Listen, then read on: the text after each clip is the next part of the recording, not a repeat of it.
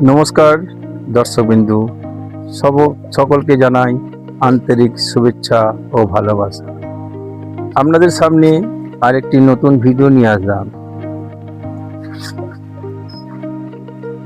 এই যে ভূতরাজ গাছটি দেখছেন, এই গাছটির সম্বন্ধে অনেক কিছু জানার বা বলার আছে। যদি এই গাছটির সম্বন্ধে আপনারা কিছু জানতে চান বা জানার ইচ্ছুক থাকেন, আমার কমেন্ট বক্সে লিখে জানাবেন। আমি আপনাদেরকে সমস্ত ডিটেলস এই গাছের সম্বন্ধে জানাবো। আমি এই গাছটি অনেক কষ্টে সংগ্রহ করেছি। এই গাছটি নাম হচ্ছে ভূতরাজ গাছ।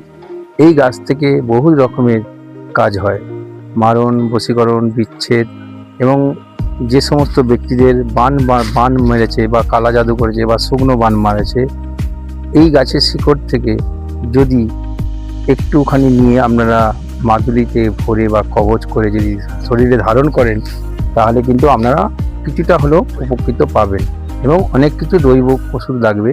সেই সব সম্বন্ধে বিস্তারিত জানতে হলে আমার সঙ্গে আপনারা যোগাযোগ করবেন।